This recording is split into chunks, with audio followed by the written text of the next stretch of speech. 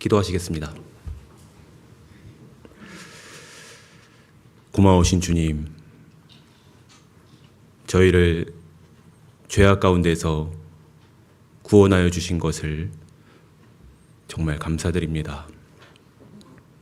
이 땅에 아무런 목적도 소망도 없던 내게 주께서 친히 찾아와 주시고 그 크신 사랑과 은혜를 알게 하시고 내가 이 땅에서 무엇을 위해 살아야 될지, 참된 인생의 목적과 소망이 무엇인지를 알게 하시고 참된 기쁨과 행복으로 남은 삶을 살아갈 수 있도록 인도해 주신 우리 주께 감사드립니다. 이 시간 주님 말씀 안에 나를 두심을 감사합니다. 주께서 친히 각 사람의 마음과 상황을 아쉬움에 이 시간 합당한 은혜로 채워주시고 또 위로해 주셔서 주님 오실 때까지 우리가 믿음으로 걸어갈 수 있도록 주님의 사랑을 또 은혜를 보답하는 삶을 살아갈 수 있도록 도와주시기를 간구합니다. 우리 교회를 주목해 주시고 이 교회를 통해서 천하보다 귀한 한 영혼을 살려주시고 더 많은 사람들을 세워주셔서 이 지역에 이뤄진 불쌍한 영혼들을 살리고 세우는 주님의 일에 우리가 쓰임받을 수 있도록 도와주시기를 원합니다. 아직 주변에 주님을 알지 못해 죽어가는 불쌍한 사람들에게 복음을 전하는 삶을 살아갈 수 있도록 도와주시고 우리 각 가정에 또 주의 은혜가 넘치는 그런 축복이 우리 모두에게 있기를 바랍니다. 오늘 말씀의 시작과 끝을 주께 맡깁니다. 도와주시고 함께해 주시옵소서. 고마우신 우리 구주 예수님의 이름으로 기도드립니다. 아멘.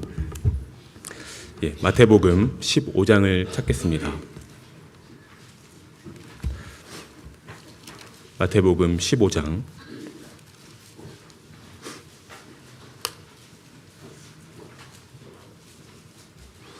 신약성경 26페이지입니다.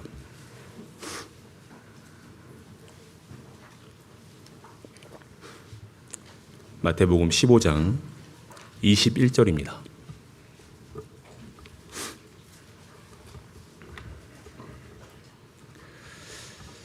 제가 몇 구절 좀 읽어드리겠습니다. 예수께서 거기서 나가사 두로와 시돈 지방으로 들어가시니 가나안 여자 하나가 그 지경에서 나와서 소리질러 가로되 주 다윗의 자손이여 나를 불쌍히 여기소서. 내 딸이 흉악히 귀신 들렸나이다 하되 예수는 한 말씀도 대답지 아니하시니 제자들이 와서 청하여 말하되 그 여자가 우리 뒤에서 소리를 지르오니 보내소서. 예수께서 대답하여 가라사대 나는 이스라엘 집에 잃어버린 양 외에는 다른 데로 보내심을 받지 아니하였노라 하신대 그 여자가 와서 예수께 절하여 가로되 주여 저를 도우소서. 대답하여 가라사대 자녀의 떡을 취하여 개들에게 던짐이 마땅치 아니하니라. 여자가 가로되 주여 올소이다마는 개들도 제 주인의 상에서 떨어지는 부스러기를 먹나이다 하니 28절을 같이 읽어보겠습니다. 이에 예수께서 대답하여 가라사대 여자야 내 믿음이 크도다 내 소원대로 되리라 하시니 그 시로부터 그의 딸이 나으니라. 뵙게 돼서 반갑습니다. 오늘은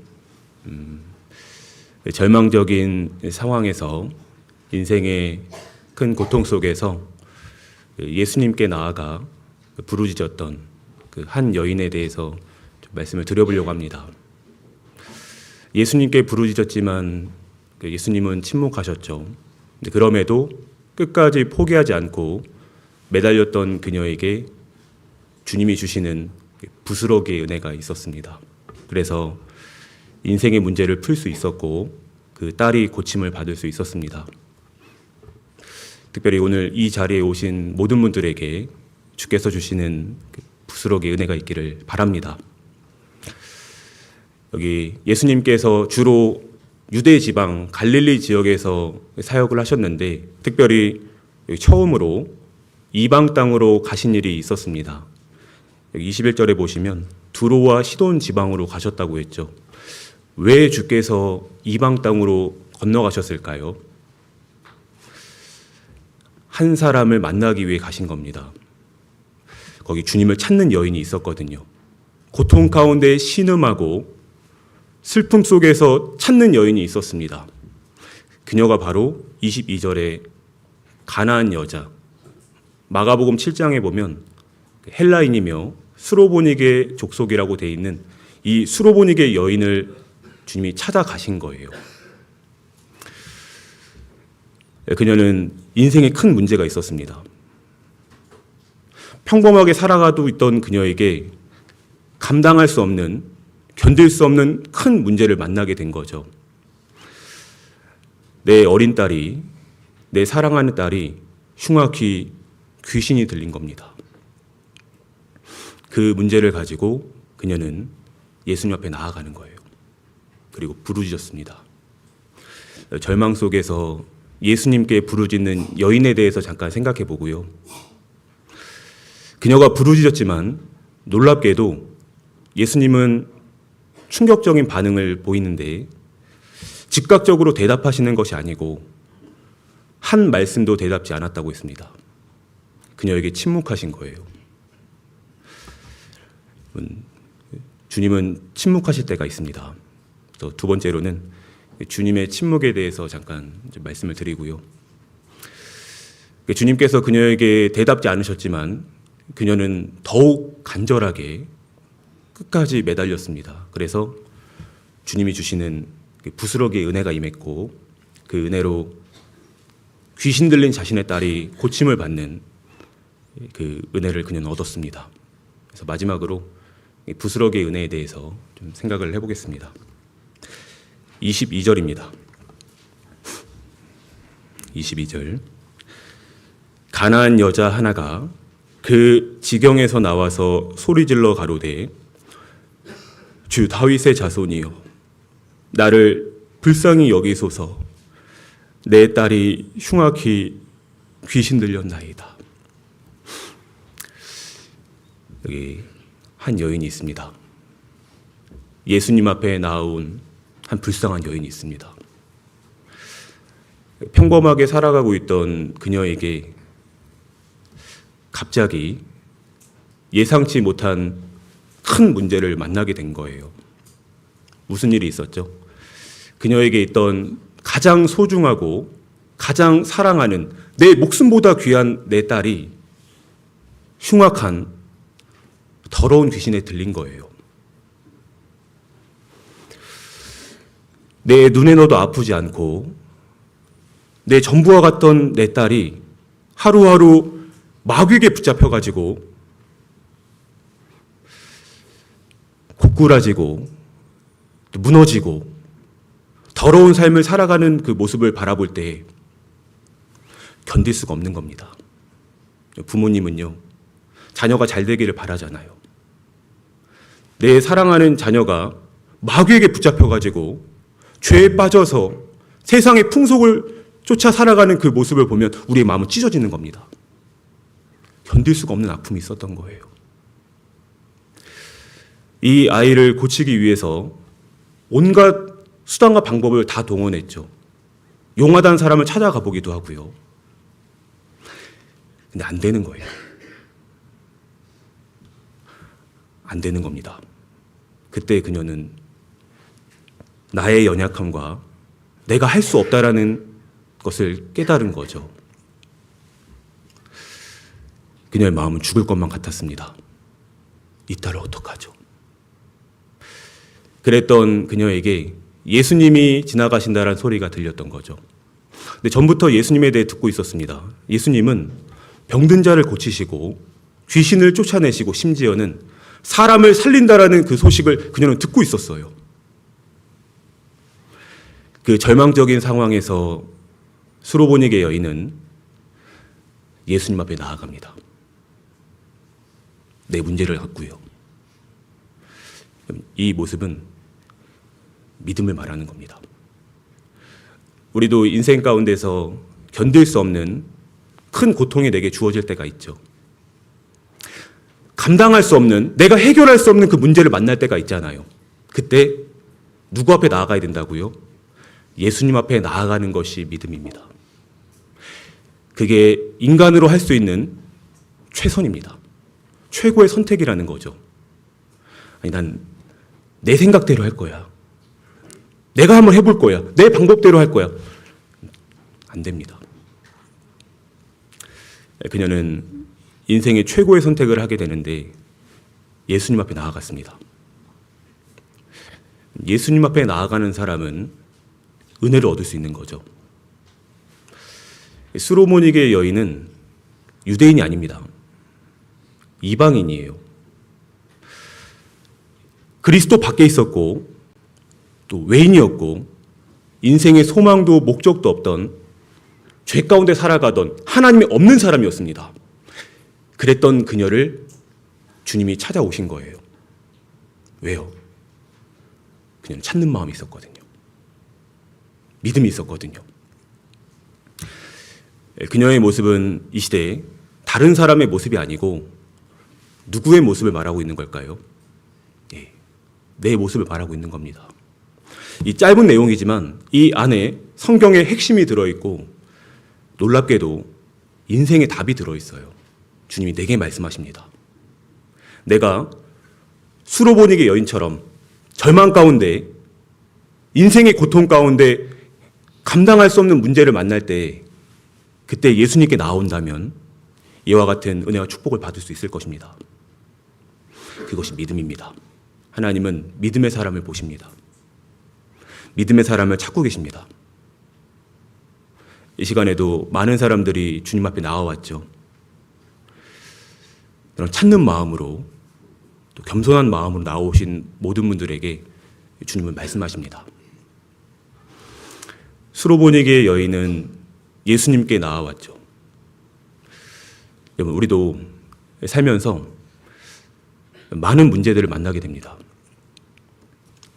여러 가지 모양의 큰 어려움들이 나를 찾아오잖아요. 태어날 때부터 우리는 문제가 있었어요, 사실은. 우린 죄 가운데 태어났습니다. 내가 죄악 중에 출생하였으며 모친이 죄 중에 나를 잉태하였나이다. 날 때부터 죄인이었어요. 이 죄 문제를 안고 우리는 고통 가운데 살아갔습니다. 이 죄를 어떡하죠? 죽음 뒤에 심판이 있다라는 그 사실을 우리가 알고 나서 마음에 큰 고통이 있잖아요. 괴로움이 있었습니다. 이 죄를 어떡하죠, 주님? 내가 내 죄를 없앨 수 없잖아요. 사람의 죄를 없앨 수 없잖아요. 누가 없앨 수 있죠? 오직 예수님만이 내 죄를 없앨 수 있는 분입니다. 그래서 우리는 예수님 앞에 나아갔잖아요. 내 영혼의 문제를, 내 죄 문제를 완전하게 깨끗하게 영원히 용서하신 분이 우리 주님입니다. 우리 그분 앞에 나아갔죠. 고침을 받을 수 있었습니다. 내 영혼의 고침 말이에요. 그런데 구원을 받은 이후에도 우리의 삶에는 너무나 많은 문제들이 있어요. 인생의 많은 문제들이 나를 찾아오게 됩니다. 그때 아픈 거예요. 그때 괴로운 거예요.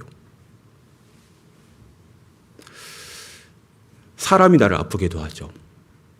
가까이 있는 사람들이 나를 괴롭히기도 합니다. 자녀가 나를 아프게 할 수도 있고요. 또 남편이 내게 문제가 될 수도 있어요. 상황, 환경이 너무나 어려운 거예요.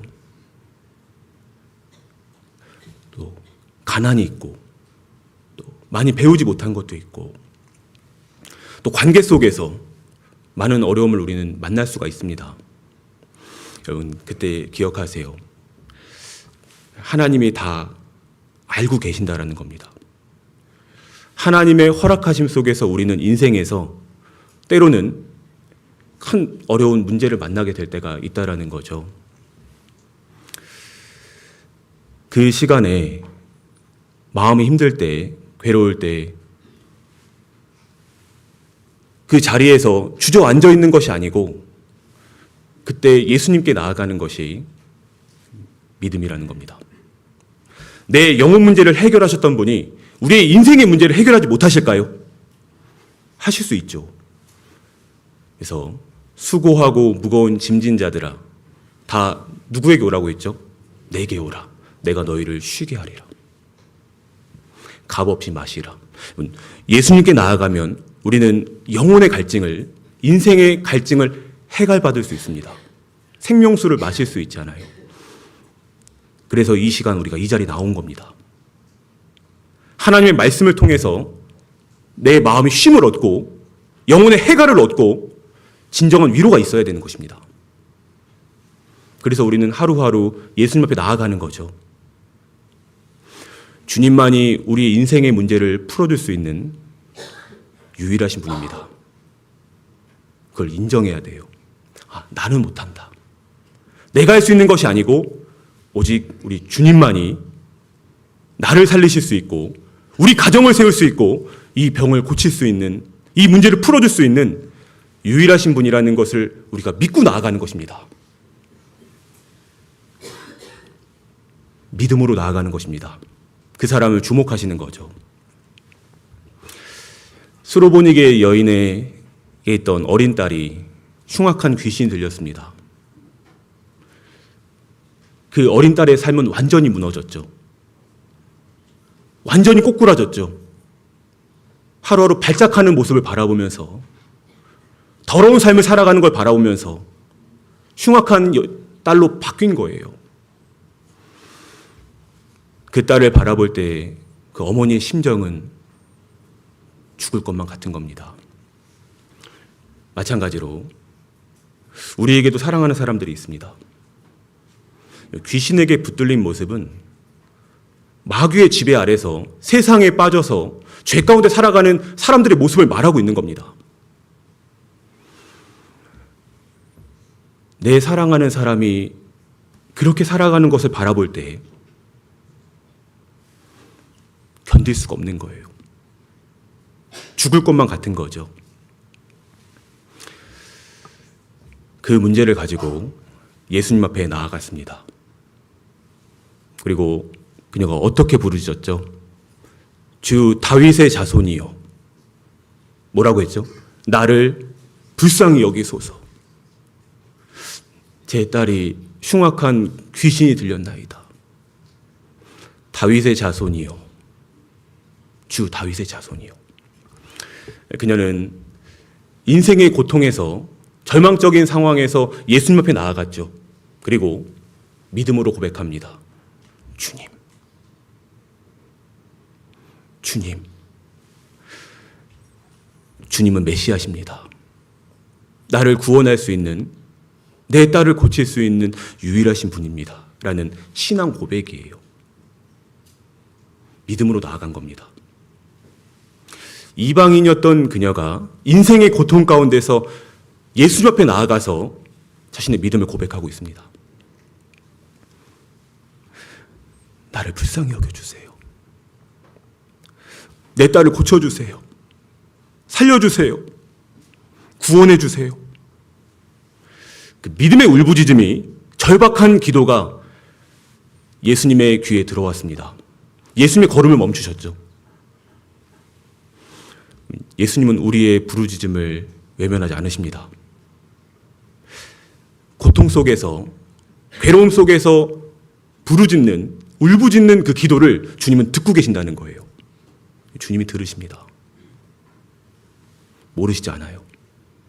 남몰래 정말 너무너무 괴로워서, 너무너무 서러워서 홀로 눈물 가운데 기도했던 그 모습을 주님은 다 알고 계십니다. 내 딸을 살리고자, 내 자녀를 살리고자 간절하게 부르짖는 그 어머니의 기도를 주님은 듣고 계십니다. 이 교회를 위해서 남몰래 기도하는 그 소리를 주님이 다 듣고 계신다는 거예요. 주님은 다 알고 계십니다. 내 어려움도 아십니다. 내가 어떠한 문제 때문에 힘들어하는지 지금 모르실까요? 아십니다. 듣고 계신 거예요. 나를 불쌍히 여기소서. 믿음으로 구할 때 주님은 들으십니다. 내가 사랑하는 사람을 살리기 위해서 생명을 위한 그 간구는 여호와께서 반드시 응답하십니다. 주님이 들으시는 거예요. 의인의 간구는 역사하는 힘이 많다고 했죠. 고통 속에서 주께 부르짖을 때 주님은 그 기도를 듣고 계십니다. 이 수로보니게의 여인의 기도는 사랑하는 내 딸과 연결이 되어 있습니다. 대상이 선명해요. 기도의 대상이 특정되어 있었습니다. 누구를 위해 기도했죠? 내 사랑하는 자녀를 위해서요. 보니까 젊은 분들도 계시지만 많은 분들이 부모님이실 것 같아요. 수로보니게 여인이 자신의 딸을 위해서 간절하게 부르짖을 때 예수님이 그 기도를 들으셨습니다. 마찬가지로 나도 사랑하는 사람이 있죠. 내가 지켜야 될 사람이 있습니다. 내가 살려야 될 자녀가 있잖아요. 이 자녀를 위해서 부르짖는 그 기도를 주님이 들으신다는 거예요. 그 기도는 땅에 떨어지지 않습니다. 그 기도가 이 자녀를 살리는 거죠. 하나님이 듣고 계십니다. 내가 한 사람을, 한 영혼을, 한 생명을 위해서 부르짖을 때 그 기도는 하늘에 상달되는 거죠. 주님이 알고 계십니다. 그런데 그 여인이 인생의 문제 앞에서 큰 고통 속에서 예수님께 부르짖었는데, 근데 놀랍게도 여기 23절에 보시면 예수는 한 말씀도 뭐라고 했죠? 대답지 아니하시니. 아니, 예수님을 부르짖으면, 예수님을 부르면 즉시 돌아봐 주실 것을 우리는 기대하잖아요. 즉각적으로 응답해 주시고 내 마음의 소원을 들어주시고 문제를 해결해 주시고 은혜를 주시고 살려주시고 그것을 기대하는데 놀랍게도 예수님이 침묵하셨다는 거예요. 예수님은 수로보니게 여인에게 침묵하셨습니다. 대답지 않으신 거예요. 왜 그러셨을까요? 그녀가 미워서 그러셨을까요? 그녀에게 재앙을 내리시려고 그러셨을까요? 잘 들으세요. 절대 그렇지 않습니다. 지금 다 아시잖아요. 내가 얼마나 아픈지, 얼마나 괴로운지, 얼마나 힘든지 우리 주님은 다 아시잖아요. 그럼에도 다 아시지만 침묵하실 수가 있는 겁니다. 내 기도에 즉각적으로 응답하지 않고 더디게 응답하시고 때로는 지체할 때도 있으시다라는 거죠. 도대체 왜 그러신 거죠? 잘 들으세요. 수로보니게 여인을 위해서 그리 하셨던 겁니다. 나보다 나를 잘 아시는 주님께서 더 좋은 것을 주시기 위해서, 은혜를 주시기 위해서, 하나님의 때에 하나님의 방법으로 축복하시기 위해서 잠깐 그 고통 속에서 침묵하실 때가 있다라는 거예요. 믿음의 사람의 인생에는 주님의 침묵이 있습니다. 주님이 대답하지 않으실 때가 있어요. 근데 그것은 내게 대한 무관심이 아니고 나를 버리신 것이 아니고 주께서 나를 기다리신다라는 것을 우리는 꼭 기억해야 됩니다. 주님의 침묵은 나를 향한 주의 기다림이었습니다. 여기 잠깐 표시하시고요. 이사야서를 찾아보겠습니다. 이사야 30장입니다.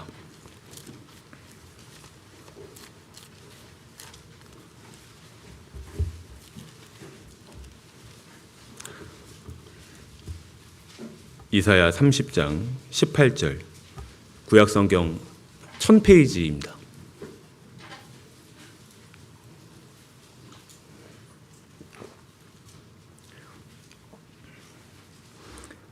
이사야 30장 18절 같이 한번 읽어보겠습니다.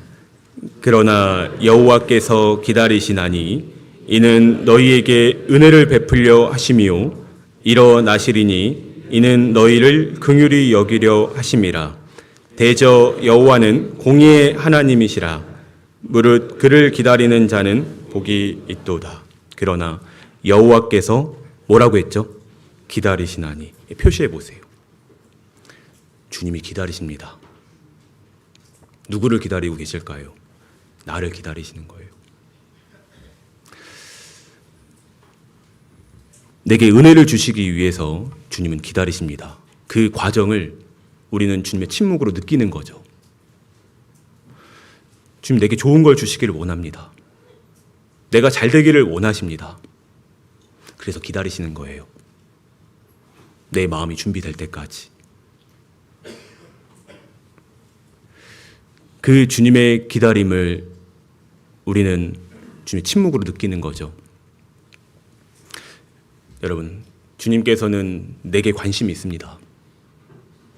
우리 가정에 관심이 있고 이 교회에 관심이 있습니다. 가장 소중하게 여기시는 거예요. 그래서 은혜를 주시기를 원합니다. 그래서 기다리시는 겁니다.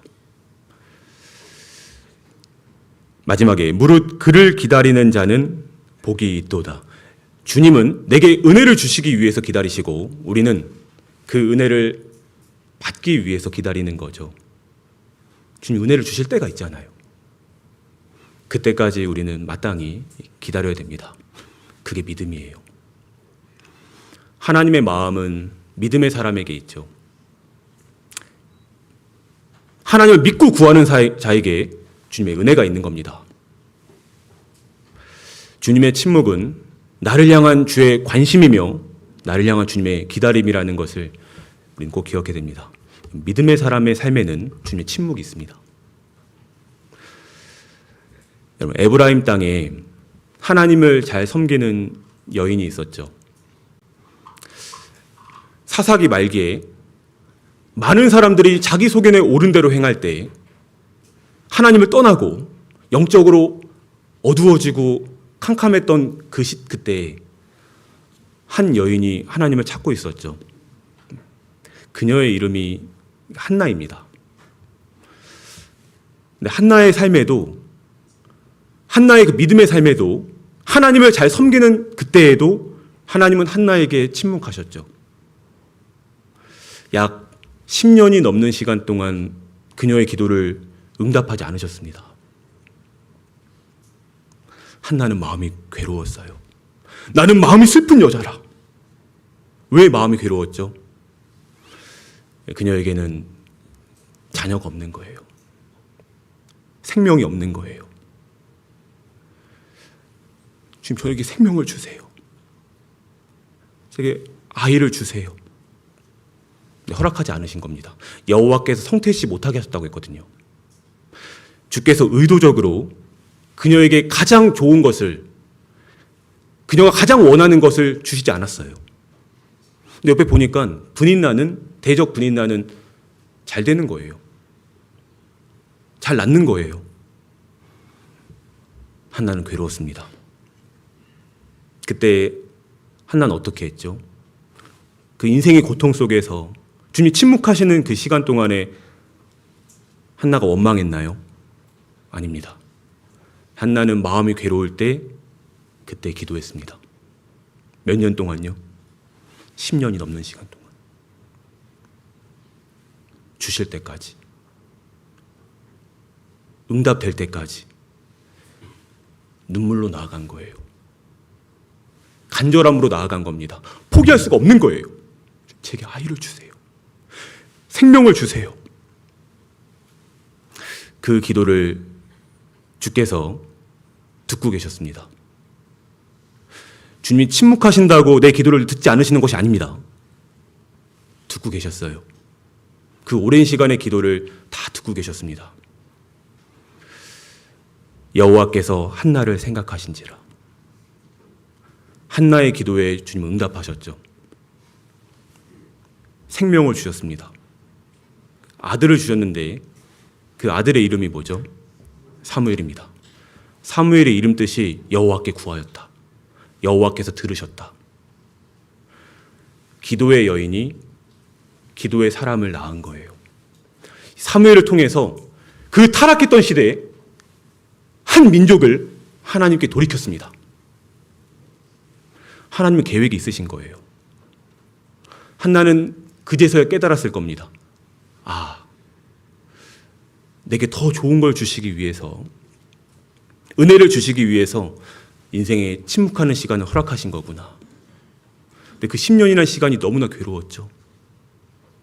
근데 그 시간을 잘 통과했을 때 그녀는 은혜를 얻었습니다.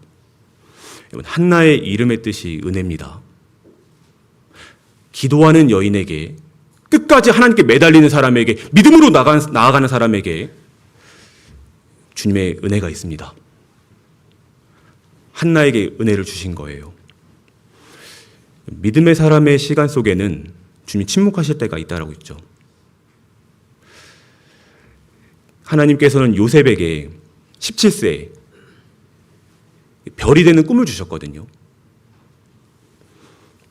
그 꿈을 받고 요셉은 인생길을 걸어가는데 너무나 괴로웠어요. 너무나 아팠어요. 어린 시절에 어머니가 먼저 돌아가셨습니다. 라헬이죠. 그리고 형들의 사이에서 엄청난 핍박을 받았습니다. 형들이 미워하는 거예요. 심지어는 죽이려고까지 했습니다. 아니, 형제인데요. 가족이 나를 죽이려고 하는 거예요. 구덩이에 던져버렸죠. 채색옷을 찢어버리고 애굽의 노예로 팔아버렸습니다. 그 보디바르 그 장군의 그 가정에서 노예 생활을 했는데 그 보디발의 아내가 유혹했잖아요. 그 유혹을 피했는데 누명을 쓰고 감옥에 들어가게 됐습니다. 더 깊은 곳으로 들어가게 된 거죠. 컴컴한 곳으로. 그곳에서 술 관원장과 떡 관원장의 꿈을 해석해 줬는데 근데도 그는 잊혀졌어요. 약 2년이라는 시간 동안 잊혀졌습니다. 하나님께서는 요셉에게 꿈을 주셨잖아요. 별이 되는 꿈을 주셨습니다. 근데 그 이후에 그의 삶의 13년은 거의 침묵하시는 것 같았습니다. 마지막에 2년은 완전히 잊혀진 것만 같았죠. 인생의 밤을 통과했어요. 인생의 깊은 곳으로 들어갔습니다. 근데 그것을 하나님께서 허락하셨다라는 거예요. 그 인생의 끝에 요셉은 별이 됐습니다. 별이 되는 시간은 너무나 길었잖아요. 13년. 근데 그의 끝에는 하루면 충분했습니다. 올라갔어요. 별이 되었습니다. 주께서 우리 삶에 왜 침묵하실까요? 내가 별과 같은 존재가 되게 하기 위해서, 내 믿음을 연단하시고 나를 단련하시기 위해서 그 시간을 허락하시는 겁니다. 내가 별이 되게 하는 것을 주님 보시기를 원합니다. 믿음의 사람의 시간 속에는 주님의 침묵이 있습니다. 주님이 그때 나를 기다리신다라는 것을 우리는 기억해야 됩니다. 하나님은 특별하게 보시는 사람들에게 특별한 은혜를 주기 위해서 인생의 특별한 코스를 허락하시죠. 주님의 침묵이 나를 향한 주님의 후한 대접이라는 것을 꼭 기억해야 됩니다. 아, 주님 나를 주목하시는구나. 내게 은혜를 주시기 위해서 별과 같은 사람이 되게 하기 위해서 이 시간을 허락하셨구나. 그런 믿음이 필요하죠. 주님, 내게도 침묵하실 수 있습니다. 그때 원망할 것이 아니고 그때 주님을 바라보는 사람. 그 사람을 하나님 주목하시고 하나님의 때에 하나님의 방법으로 은혜를 더하시는 겁니다. 주님이 침묵하시는 시간 동안에 보시기를 원하는 것들이 있습니다. 사람에게요. 첫 번째로는, 잘 들으세요, 믿음을 보시기를 원하십니다. 그때 진짜 믿음이 나타나거든요. 인생의 위기 속에서, 고통 속에서 진짜 믿음이 나타나는 겁니다. 주님이 내게 침묵하실 때가 있잖아요. 주님, 도대체 어느 때까지입니까? 어찌해 제게 이런 일이 일어나는 거죠? 왜 저를 도와주지 않으세요? 왜 제 자녀를 살려주지 않으세요? 왜 이 문제를 해결해 주지 않으세요? 저를 잊으셨나요? 저를 버리신 건가요? 그런 인생의 고통이 있잖아요. 그때 진짜 믿음이 나타나는 거예요. 주님은 믿음을 보시기를 원합니다. 그래서 잠깐 침묵하실 수가 있는 거예요. 그리고 두 번째로는, 그 침묵하시는 시간 동안 우리의 겸손을 보시기를 원합니다. 주님이 더디 응답하실 때 나를 낮추시는 거예요. 내가 아무것도 아니구나. 내가 할 수 있는 것이 아니구나. 그때 낮아지는 겁니다. 그 겸손한 사람을 보시기를 원하죠. 주님의 은혜는 항상 낮은 곳에 흐릅니다. 어떤 사람에게 은혜가 있죠? 겸손한 사람에게 은혜가 있는 거예요. 겸손은 존귀의 앞잡이라고 했습니다. 내가 낮아질 때, 더욱 낮아질 때 주님의 은혜를 경험할 수 있는 거죠. 그 겸손을 보시길 원합니다. 근데 사람은 본성적으로 교만하잖아요. 일이 잘 풀리면, 잘 되면 계속 교만해집니다. 자고하고. 그래서 하나님은 우리에게 침묵하시는 시간이 있는 거예요. 때로는 어려울 때도 있는 겁니다. 그 시간 동안 우리 낮아지는 거죠. 그리고 세 번째로는, 주님이 침묵하시는 시간 동안에 나의 간절함을 보시기를 원합니다. 내 절박함. 진짜 마음에 소원이 있다면 간절함으로 주께 나아갈 거예요. 그 진실되고 정직한 마음을 주님 보시기를 원하는 거죠. 수로보니게 여인에게도 침묵하셨던 것은 그녀의 믿음을 보시기 위해서, 그녀의 믿음을 연단하기 위해서, 그 믿음을 모든 사람 앞에서 드러내기 위해서 잠깐 침묵하시는 시간이 있었던 거예요. 다시 본문으로 좀 돌아가겠습니다. 마태복음 15장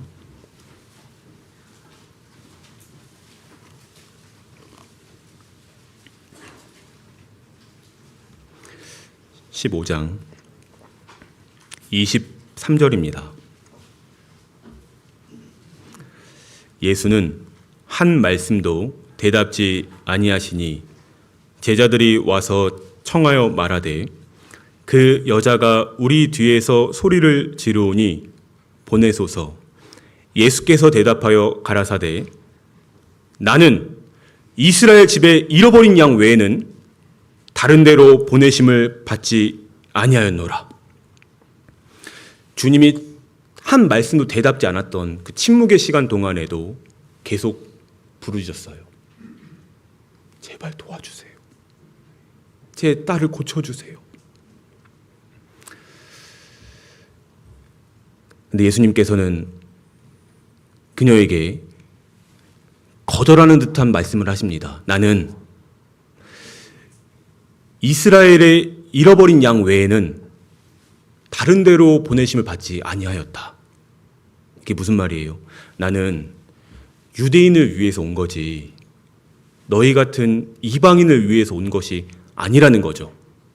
그녀는 간절히 외쳤는데, 부르짖었는데 주님은 마치 거절하시는 것만 같습니다.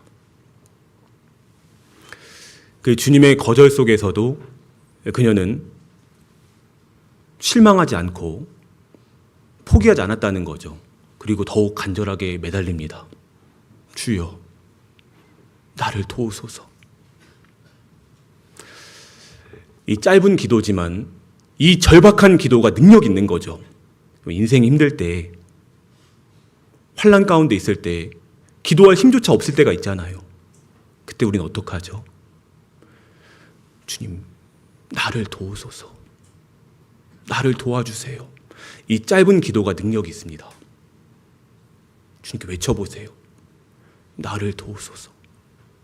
저를 도와주세요. 그럼에도 예수님은 더욱 충격적인 말을 하시는데 그녀에게 말합니다. 자녀의 떡을 취하여 개들에게 던짐이 마땅치 아니하도다. 이게 무슨 말이에요? 이 떡을 자녀에게 줄 것이지 너 같은 개 같은 사람에게 줄 것이 아니라는 겁니다. 그녀를 무시하는 것만 같습니다. 모욕적인 말을 들은 거잖아요. 근데 그때 그러한 말 속에서 그녀의 진정한 믿음이 나타나는데 27절을 같이 읽어보겠습니다. 여자가 가로되 주여 을소이다마는 개들도 제 주인의 상에서 떨어지는 부스러기를 먹나이다. 주님 말씀하시죠. 이 떡을 너 같은 개 같은 사람에게 줄 것이 아니다. 근데 그녀의 반응은 놀랍습니다. 주님, 옳습니다. 주님 말씀이 옳습니다. 저는 주님 앞에서 개 같은 사람입니다. 저는 개만도 못한 사람입니다. 저는 죄인입니다. 그 고백을 하고 있는 거예요. 그런데요, 개들도 제 주인의 상에서 떨어지는 부스러기를 먹습니다. 제게 부스러기라도 내려주세요. 그 부스러기 은혜면 족합니다. 그 간절한 마음이 있었던 거예요. 주님이 그녀에게 개라고 말씀하셨잖아요. 그런 모욕적인 말 속에서도 그녀는 주님 말이 옳다라고 고백하고 있죠. 주님이 옳습니다. 이건 믿음이에요. 우리도 이러한 말을 들을 때 이런 고백을 할 수 있을까요? 주님은 옳으십니다. 내 생각과 주님의 생각이 다를 때가 있잖아요. 내 경험, 내 고집이 있잖아요. 항상 이해는 안 돼도 좀 거북하게 들릴지라도 주님이 옳으신 겁니다. 범사의 그를 뭐라고 했죠? 인정하라. 수로보니게 여인은 주님을 전적으로 인정한 거예요. 주님은 참되십니다.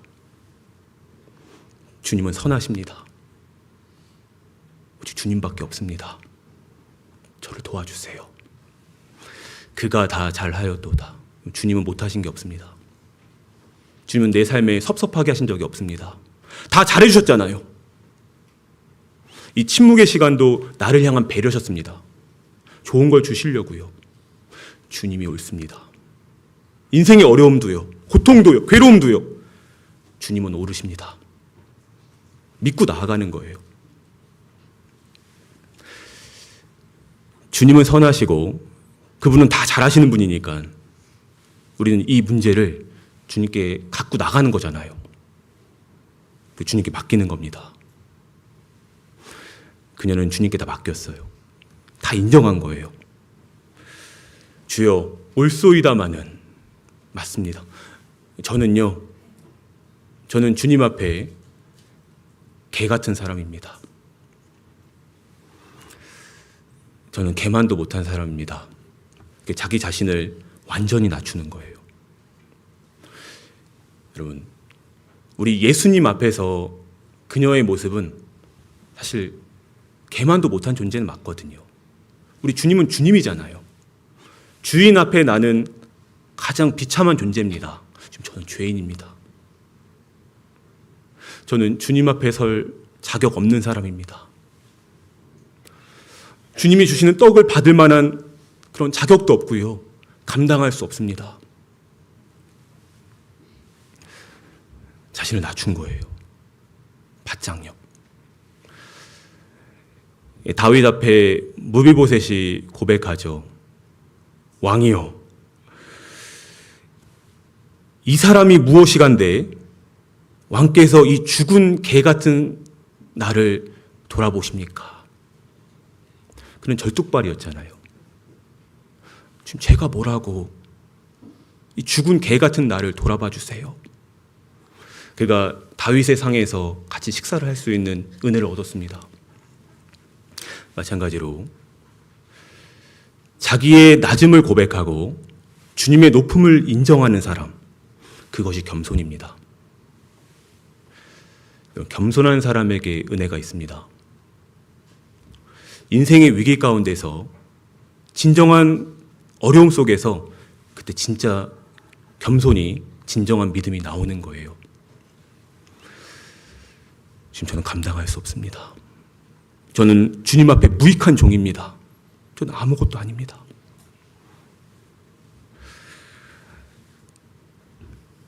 주님 말씀이 옳습니다.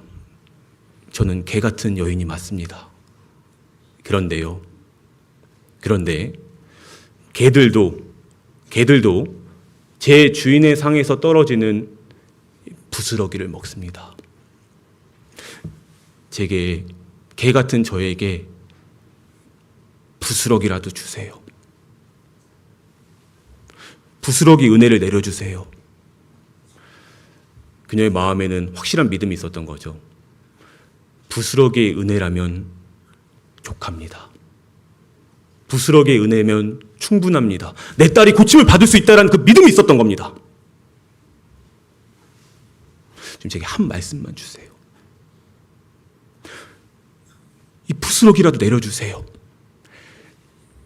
주님의 말씀에 대한 전적인 신뢰가 있었고 이 말씀이면 내 딸이 살아날 것을 그녀는 믿었던 겁니다. 백부장이 자신의 하인이 병들어 죽게 될 때 예수님께 간청하잖아요. 예수님이 그의 앞에 나오실 때 주님, 감당할 수 없습니다.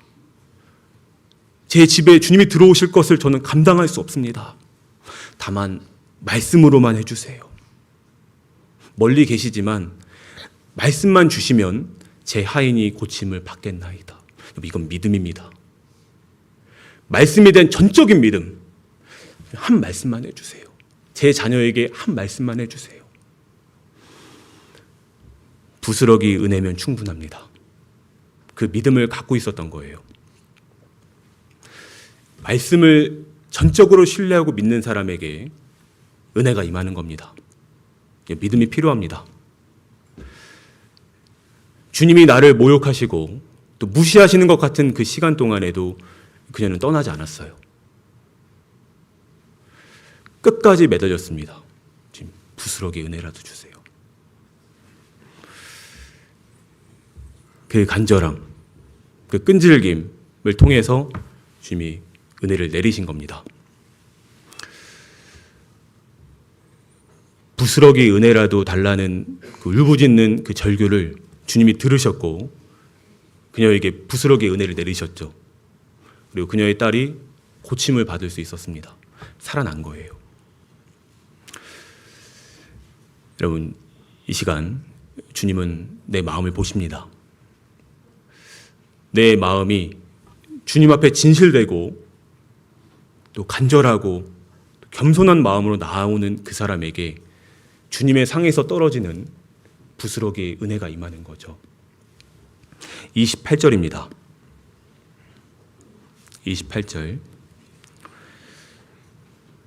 28절을 우리 자매님들께서 한번 읽어주시겠습니다. 시작.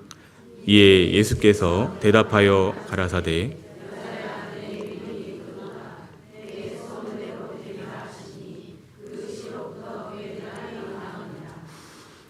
여자야, 내 믿음이 크도다. 내 소원대로 되리라. 그녀에게 부스러기 은혜가 임했습니다. 자격 없던 그녀에게, 감당할 수 없는 그런 위치에 있던 그녀에게 주님의 상에서 떨어지는 은혜가 임했던 거예요. 그래서 그녀의 딸이 고침을 받았습니다. 그녀의 마음의 소원을 주님이 들어주신 거예요. 여러분, 어떤 사람에게 부스러기의 은혜가 임할까요?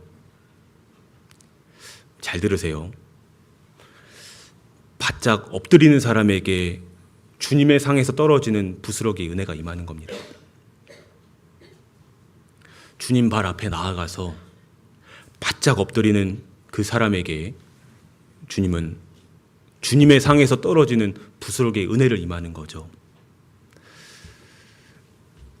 인생의 고통 속에서, 절망적인 상황 속에서 예수님 앞에 나아가 간절하게 매달리는, 끝까지 포기하지 않고 바짝 엎드려서 간절히 외치는 그녀에게, 그 사람에게 주님의 상에서 떨어지는 부스러기의 은혜가 임하는 겁니다. 여러분, 우리는요, 부스러기 은혜가 필요합니다. 그 은혜가 있어야지 살 수 있잖아요. 그 은혜가 있어야지 내 자녀가 세워질 수 있습니다. 그 자녀가 있어야 우리 가정이 안전합니다. 이 교회에 주님이 주시는 부스러기 은혜가 필요합니다. 바짝 엎드리는 사람에게 그 은혜를 주시는 거예요. 왜 주님이 수로보니 여인에게 침묵하셨습니까? 그 침묵하시는 시간 동안에 그녀의 마음은 더욱 간절해졌고 그녀는 낮아졌어요. 그 시간 동안 그녀의 마음은 부서지고 깨지고 깎여 나갔습니다. 그녀의 마음이 부스러기가 됐습니다. 부스러기가 된 마음에 부스러기의 은혜가 임하는 거예요. 주님께서 기다리셨죠. 수로보니 여인의 마음이 은혜를 받을 만한 마음이 될 때까지 주님은 기다리신 거예요. 침묵하시는 시간 동안에요. 그녀의 마음의 그릇이 축복을 담을 만한 그릇이 될 때까지 주님은 기다리신 겁니다. 그 때가 됐을 때 주님의 상에서 부스러기 은혜가 내린 거예요. 그녀의 마음에, 그녀의 삶에 그 은혜가 임한 겁니다. 여러분, 어쩌면 나는 큰 고통이 있지만, 큰 어려움이 있지만 예수님께 나아가지 않음으로, 예수님께 구하지 않음으로, 끝까지 매달리지 않음으로 내 마음이 준비가 되지 않음으로 축복을 담을 만한 그릇이 되지 못했기 때문에 이 은혜를 경험하지 못하는 것은 아닐까요?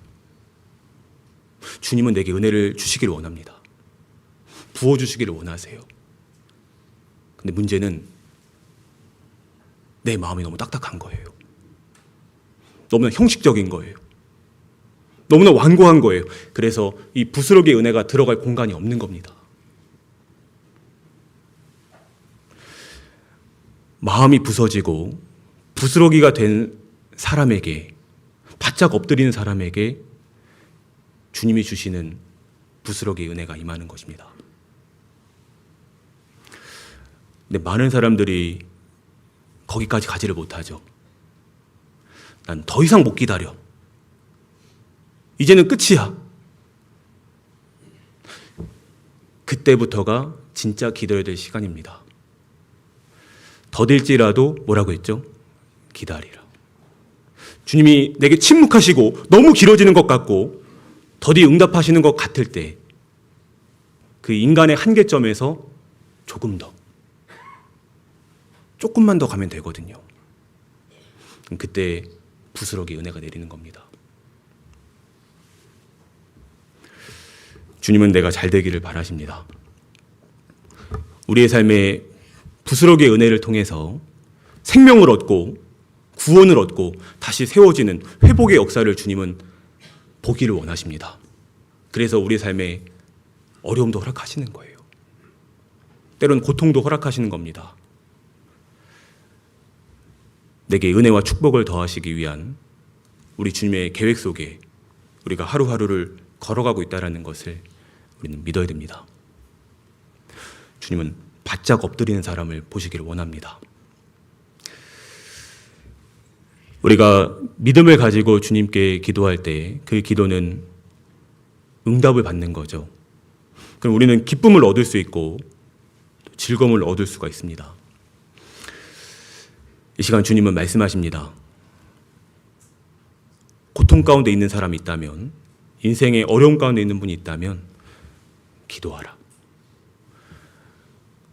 고난 중에 있는 자가 있다면 기도하라고 말씀하셨잖아요. 기도해 보세요. 진짜 힘들 때 주님 앞에 나아가 기도하는 것을 우리 주님이 들으십니다. 마태복음을 찾아보겠습니다. 마태복음 6장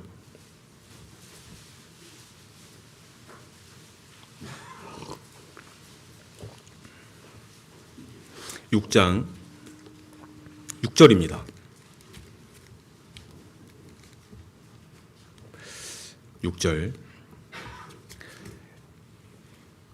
6절을 우리 형제님들께서 한번 읽어주시겠습니다. 시작. 너는 기도할 때 내 골방에 들어가 은밀한 중에 계신 내 아버지께 기도하라. 네. 너는 기도할 때 내 골방에 들어가 문을 닫고 은밀한 중에 계신 내 아버지께 기도하라. 이 세상은 혼돈이잖아요. 바쁘잖아요. 정신없잖아요. 시끄럽잖아요. 그곳에 잠깐 구별돼서 한적한 곳에서 조용한 곳에서 주님께 바짝 엎드릴 수 있는 그 시간, 그 기도의 골방으로 들어가라고 했습니다. 여러분, 우리는 다시 주님 앞에 바짝 엎드려야 됩니다. 제 딸을 고쳐주세요. 제 자녀를 살려주세요. 우리 가정을 세워주세요. 구원해주세요. 회복시켜주세요. 다시 돌아오게 해주세요. 그 기도의 골방에 들어가서 간절하게 매달릴 때 그곳에 부스러기 은혜가 임하는 겁니다. 내가 있는 그곳에서 내 마음이 주님을 향할 때 주님 나를 바라봐 주시죠. 내 마음에 위로해 주시는 겁니다. 진정한 힘을 주시는 거예요. 여호와를 앙망하는 자에게는 뭐가 있다고 했죠? 새 힘을 주신다고 했습니다. 독수리 날개치며 올라감 같을 것이요. 힘을 주시는 거예요. 살아낼 수 있는 힘을 주시는 겁니다. 견딜 수 있는, 이겨낼 수 있는, 포기하지 않고 승리할 수 있는 그 힘을 주님이 주시는 거예요. 기도의 골방이 회복된 사람. 저도 구원을 받은 지가 제가 95년도에 받았으니까요. 오랜 시간이 좀 지났는데 기도하는 것은 결코 쉽지 않습니다. 주님 앞에 나아가서 무릎 꿇는 것은 쉽지가 않아요. 그래서 주님 말씀하시죠. 기도에 항상 힘쓰라. 우리 가정이 다시 주님 앞에 기도하는 가정이 될 때 이 교회가 주님께 바짝 엎드려서 무릎 꿇을 때 부스러기에 은혜가 임하는 겁니다. 축복이 시작되는 거죠. 다시 회복되고 다시 부흥하고 한 영혼이 살아나고 또 생명을 살리는 그 역사가 그곳에서 시작되는 겁니다. 우리 가정이 주님 앞에 내가 부모님이 주님 앞에 바짝 엎드릴 때 그 가정에 부스러기 은혜가 임합니다. 내 자녀에게도 임해서 내 자녀를 지킬 수 있는 거죠. 우린 다시 이 기도가 시작되고 주님 앞에 무릎 꿇는 그 삶을 주님 회복되기를 주님 원하십니다.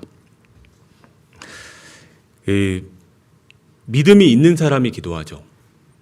믿음이 적은 사람은 기도하지 않고 내게 있는 어려움 속에서 염려하는 것에 빠질 때가 많이 있잖아요.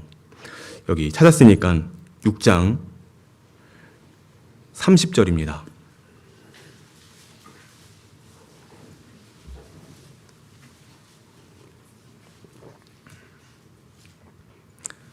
장 30절. 오늘 있다가 내일 아궁이에 던지우는 들풀도 하나님이 이렇게 입히시거든 하물며 너일까 보냐 믿음이 적은 자들아.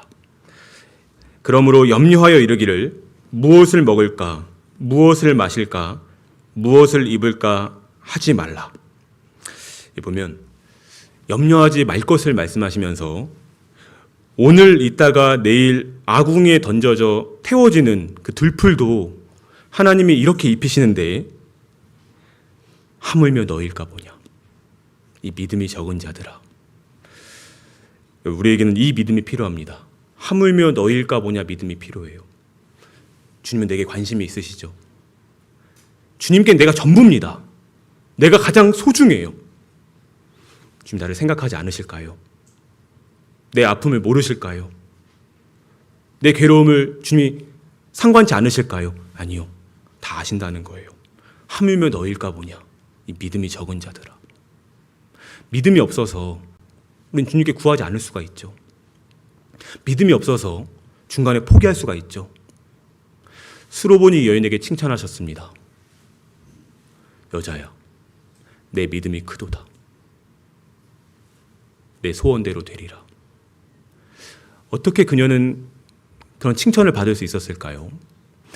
예수님께서 공생하실 때 한 개인에 대해서 칭찬하신 일은 굉장히 드물었습니다. 유대인들에게도 바리새인들에게도 믿음이 없는 자라고 책망하셨잖아요. 패역한 세대라고. 제자들에게는 믿음이 적은 자들아 왜 의심하였느냐. 놀랍게도 그녀에게는 칭찬하고 있어요. 내 믿음이 크도다. 어떤 믿음이 큰 믿음일까요? 끝까지 포기하지 않고 주님이 응답하실 때까지 매달리는 그 믿음이 큰 믿음입니다. 바짝 엎드리는 믿음 말이에요. 그 사람에게 주님의 상에서 떨어지는 부스러기의 은혜가 임하는 겁니다. 주님은 이 시대에 믿음을 보시기를 원합니다.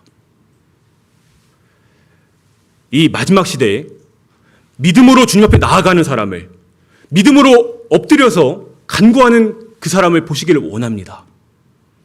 포기하지 않고요. 우리가 기도할 때 낭망치 말 것을 성경은 말하고 있죠. 누가복음 18장에 보면 한 도시에 하나님을 두려워하지 않고 사람을 무시하는 한 재판관이 있잖아요.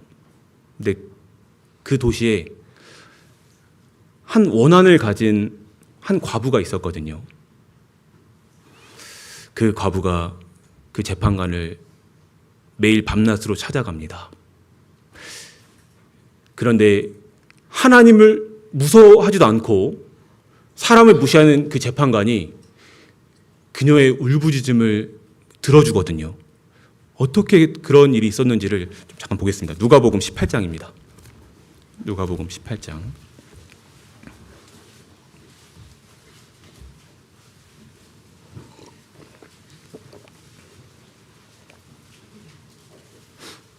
(18장) 1절.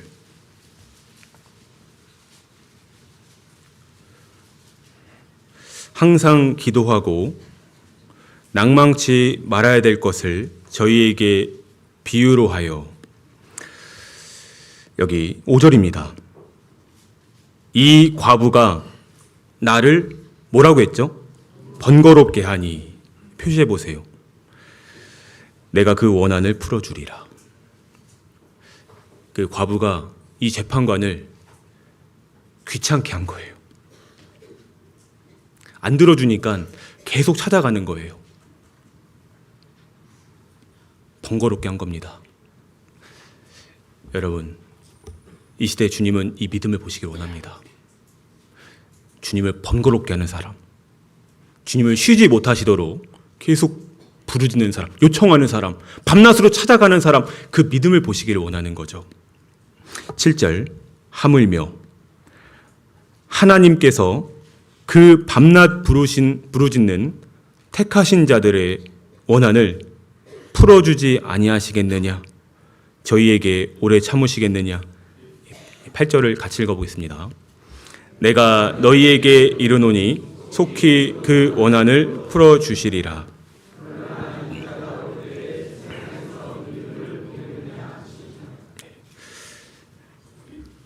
하물며 하나님께서 그 밤낮 부르짖는 구원받은 믿는 자들의 부르짖음을 원한을 풀어주지 아니하시겠느냐?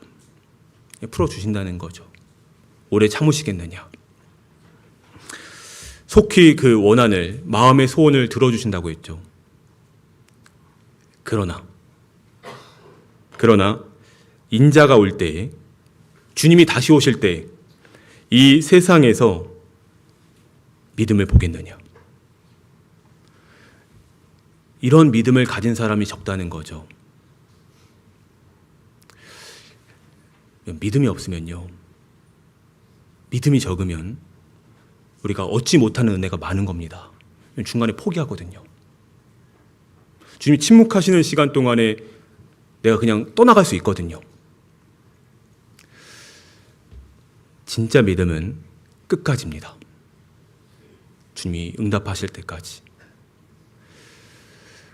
믿음이 없이는 주님을 기쁘시게 할 수 없다고 했습니다. 믿음으로 나아가는 사람, 믿음으로 부르짖고 믿음으로 끝까지 주님께 매달리는 그 사람의 기도를 주님이 들으시고 그 원한을 풀어주신다는 거예요. 수로보니게 여인은 주님의 은혜를 얻었습니다. 그녀의 마음의 소원을 들어주셨잖아요. 여러분, 마음의 소원이 있으십니까? 하나님 앞에 기도하고 있는 분명한 내용이 있으세요? 그 소원을 안고 주님께 나아가야 됩니다. 제발 도와주세요. 내 딸을 고쳐주세요. 제 자녀를 회복시켜주세요. 이번에 오전 집회 때 이 영혼을 살려주세요. 제가 이 영혼에게 복음을 전할 수 있도록 힘을 주세요. 하루라도 참석할 수 있도록 도와주세요. 그렇게 믿음으로 구하는 사람에게 뭐가 임한다고요? 부스러기 은혜가 임하는 겁니다. 그 은혜가 필요합니다. 우리 은혜가 있어야 살아가는 거죠. 우리 자녀들도 그 은혜가 있어야 살아가는 거죠. 우리 가정도요. 이 교회도 그 은혜가 필요합니다. 그래서 우리는 교회를 위해서도, 이 복음을 위해서 우리는 더욱 간절히 기도해야 됩니다. 그래야지 영혼이 살아나는 거잖아요. 들을 때 살아나는 것입니다. 그래서 앞에 있는 사람과 또 복음 전하는 그런 일꾼들을 위해서, 또 교회를 위해 수고하는 모든 사람들을 위해서 우리가 함께 기도할 때 이곳에 부스러기 은혜가 임하는 겁니다. 주님께서는 내가 잘 되기를 바라시고 또 주님 안에서 또 축복을 누리고 살아가기를 바라십니다. 그래서 인생에 잠깐 침묵하시는 시간도 있고 그 시간 동안에 우리 믿음을 보시는 거예요. 그리고 나를 낮추시고 더욱 간절하게 하셔서 은혜를 경험케 하시는, 또 생명을 살리고 또 영혼을 살리는 그 일에 나를 쓰시는 겁니다.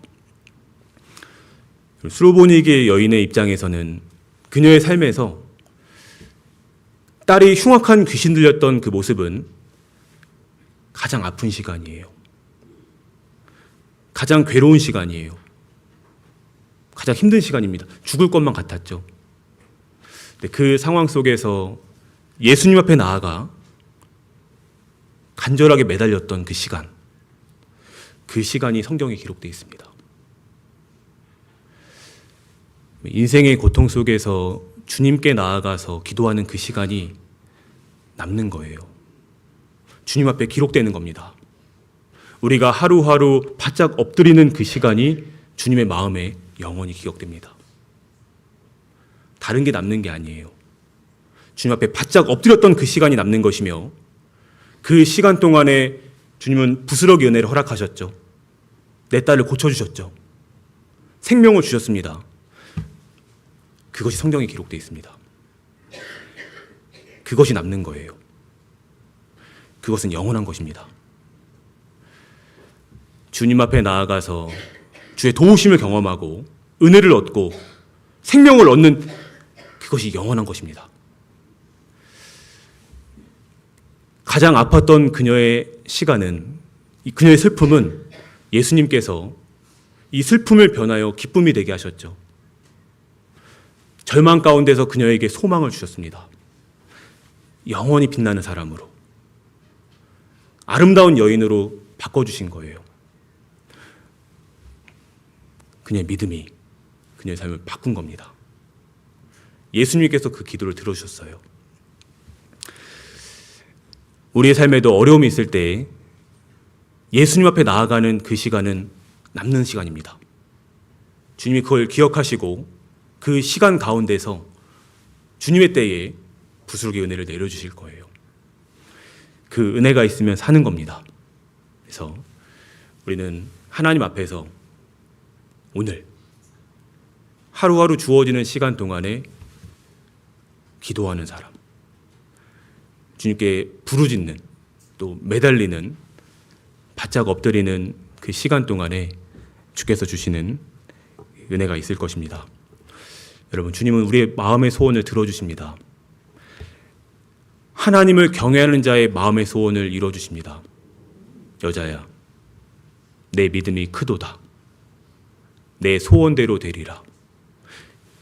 그 믿음으로 나아가는 사람의 소원을 들어주십니다. 이 시대 믿음이 필요합니다.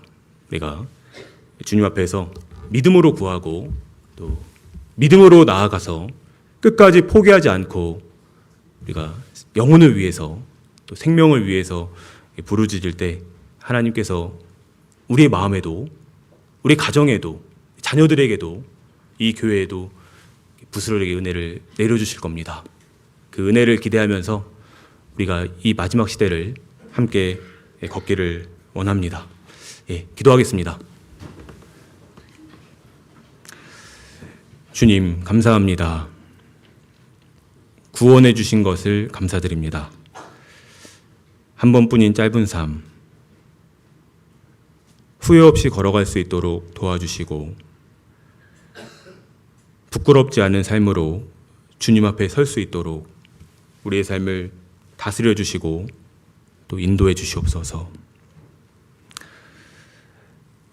내일부터 진행되는 낮 집회를 기억해 주시고 이번에도 구원받는 역사가 일어날 수 있도록 도와주시고 우리가 그 일에 함께 마음을 모아 참여할 수 있도록 도와주시옵소서. 오늘 이 자리에 나오신 각 사람의 마음과 상황을 주님 아십니다. 도와주셔서 믿음으로 살아갈 수 있도록 지켜주시고 더욱 힘있게, 더욱 담대하게 주님 앞에 나아갈 수 있도록 인도해 주시옵소서. 우리 광양교회를 통해서 더 많은 영혼들을 살려주시고 또 복음을 더욱 힘있게 전하는 귀히 쓰임받는 교회 되게 해 주시옵소서. 오신 모든 분들에게 주의 도우심이 있기를 바랍니다. 마치고 또 진행되는 일정 가운데도 함께해 주시기를 바라오며 예수님의 이름으로 기도드립니다. 아멘.